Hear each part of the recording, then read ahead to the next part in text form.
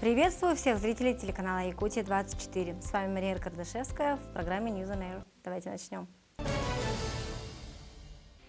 Ну что, вот и отгремел самый главный праздник народа Саха – Ыхэх. В столице якутский Новый год прошел традиционно в местности Усть-Хатын. В течение 2 дней якутяне отмечали праздник встречи солнца. Традиционно празднование началось с обряда очищения и благословения гостей. Одними из первых мероприятий стали конкурс оформления тюгюльге, выставка картин, крупнорогатого скота и изделий мастеров республики. Очень масштабное представление в этом году.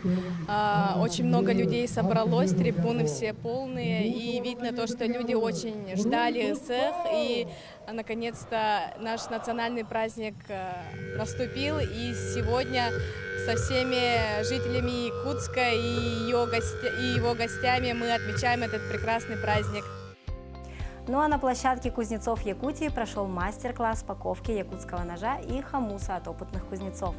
Всем желающим продемонстрировали, как куются знаменитые якутские изделия. Дали возможность попробовать и самим.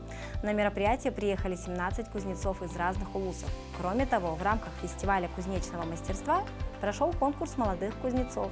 Один из участников, Спиридон Иванов, кует хомус с 14 лет и каждый год участвует в конкурсе, оттачивая свое мастерство. Конечно, не каждый может.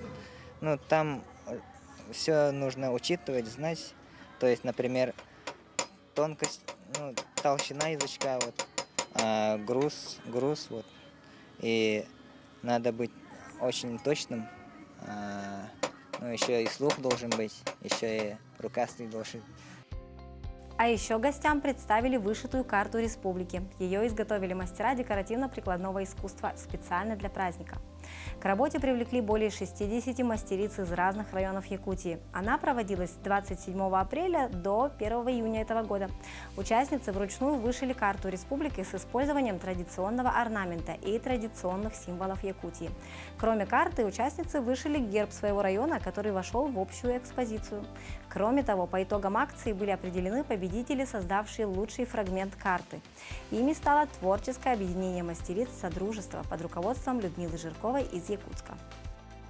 Тем временем Кыдана Игнатьева создает новый мурал в Якутске. На сей раз якутская художница украсит здание торгового дома. На торце здания со дня на день будет готов мурал скромной якутской красавицы в золотом убранстве. Такой подарок для жителей города решил сделать магазин «Сербяке», а их в этом поддержала художница. «Сон в летнюю ночь». Выпускники Щепкинского училища представили свой первый спектакль после возвращения в Якутск. По итогам 4-летнего обучения артисты подготовили 5 спектаклей, которые будут представлены на русском и якутском языках в рамках Дней русской театральной школы. Подробнее в сюжете Лилии Бурцевой. Мичель Хампадоев – выпускник театрального училища имени Щепкина. В спектакле «Сон в летнюю ночь» он исполняет роль Миляги. Артист отмечает, что в постановке таких мировых классиков сложнее всего принять эстетику. Сегодня буду играть роль Миляги в спектакле по произведению Уильяма Шекспира «Сон в летнюю ночь». Самая большая трудность, думаю, просто как-то принять эстетику Шекспира, потому что в этом спектакле говорится о высшем обществе и низшем. То есть нужно принять то, что ты какой-то не такой возвышенный. Выпускники привезли 5 спектаклей. В течение 7 дней, помимо постановки Шекспира, они представят «Грозу Островского», «Старшего сына Вампилова», «Дон Жуана Мольера» и «Шоколадного солдатика Бернарда». За минувшие годы обучения был проделан большой объем работы. Педагоги артистов уверены в их дальнейшем успехе. Они гораздо более талантливые, более свободные. Но это такой знак времени. Они были не очень послушные, но они зато были очень талантливые и этим компенсировали. Я всегда говорила, что талантом научить нельзя, но можно научить профессии. И я считаю, что мы вместе со всей командой педагогов мы научили их профессии. Все выпускники планируют остаться в родном городе и сейчас готовы блеснуть своими талантами перед потенциальными работодателями во время русской театральной школы, которая продлится до 30 июня. Лилия Бурцева, Виктор Ячковский, Якутск. В Якутске работает выставка «Одаренный Богом мастер». Она посвящена 50-летию со дня рождения прославленного якутского кузнеца, изготовителя хомусов международного класса Ивана Кононовича Колодезникова.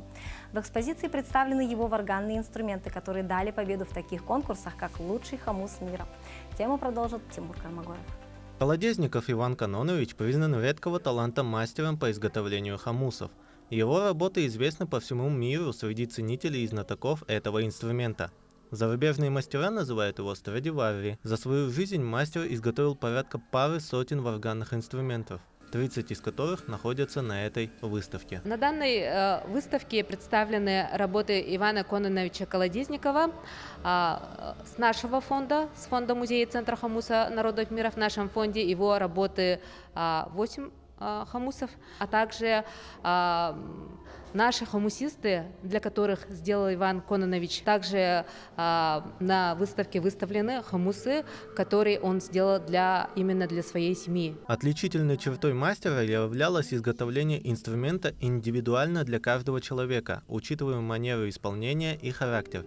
Сегодня на его инструментах играют лучшие хомусисты мира. Их свято хранят в каждой семье, передают из поколения в поколение. Я сделала чертеж окрыляющего хомуса. Для нас изготовил вот этот окрыляющий хомус Иван Кононович Колодезников. И по звучанию, именно по оформлению вот этот хомус больше всего подходил нам, и поэтому мы с ним очень тесно сотрудничали. Вместе с этим каждый созданный хомус звучал по-своему уникально, дополняя и создавая необычный шарм игры хомусиста, сравнимый с песней или целым драматическим выступлением. Его хомусы особенные, певучие. Современные солисты-хомусисты все в данное время играют в основном на его хомусах. Я имею этот хомус, но сдал его в музей, играл десятилетия и создал свои произведения. Подход к делу и идеи Ивана Колодезникова вдохновляют других мастеров, а звучание его инструментов продолжают покорять конкурсы самого высокого масштаба. Это все вкупе в очередной раз доказывает то, что у именитого мастера исключительный талант, а память о нем останется на века. Сегодня не обязательно быть олигархом и иметь личную яхту, чтобы приобщиться к парусному спорту. Можно, не имея собственной лодки, гонять под парусами. В Якутске вот уже 4-й год работает яхт-клуб, где дети обучаются управлять парусными яхтами и сами изготавливают их. Попутный ветер в паруса пыталась поймать и моя коллега Марфирина Алексеева. Ребята осваивают парусный спорт на Белом озере. Сезон плавания начинается с июня. Все лето дети управляют парусниками, а когда нет ветра, тренируются гребле и полезным тактикам выхода из стрессовых и непредвиденных ситуаций. Самый распространенный случай, что встречается при сильном ветре и езде под парусом, это переворачивание лодки. Важно как можно быстрее вернуть парусник в исходное положение, поэтому ребята должны действовать четко и без паники. Дальше он должен залезть туда, не перевернув лодку обратно, и начать откачивать воду черпаком. По-хорошему, если бы сейчас сильный ветер был бы, он бы помимо откачивания выходит на свой курс, каким шел там, на буй или куда-то, да, и одновременно откачивает ее. Но сейчас ветра нету, просто откачивает. Задача его откачать больше 100 литров. В реальности такого еще ни разу, только вот в практике и все. Ты боишься или для тебя это уже? Вода такой холодная, и все, а так страха нету. Преодоление страха и быстрая реакция – основная задача таких тренировок. Все яхтсмены должны уметь принимать решения молниеносно. Тогда я, возможно, повернул по ветру, и мне накренило лодку, вот она же сейчас вот так вот стоит, и мне вот так вот ее накренило. Я жестко забоялся, но я успел туда перекренить лодку, и все закончилось хорошо. Я очень хорошо прокачал реакцию, точность и внимательность.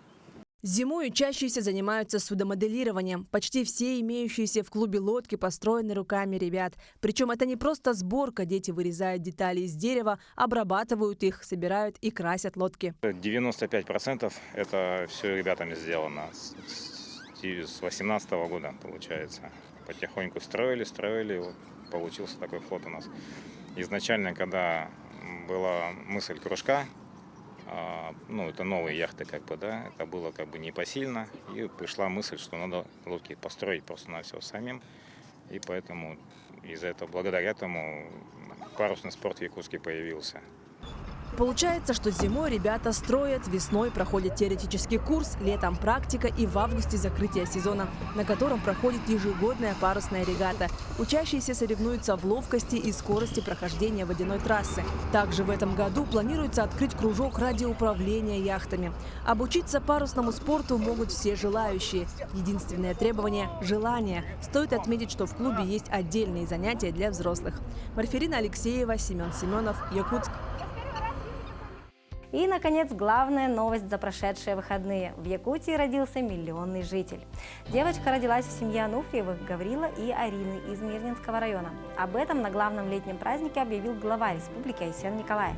Девочка родилась весом 4 килограмма 100 граммов и ростом 56 сантиметров.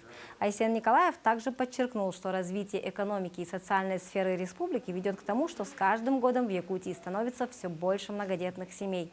А по рождаемости регион занимает 7-е место в стране. И на этом у нас пока все. Спасибо, что были с нами. Оставайтесь на телеканале Якутия 24 и будьте в курсе всех событий. С вами была Мария Кардашевская. Увидимся в эфире.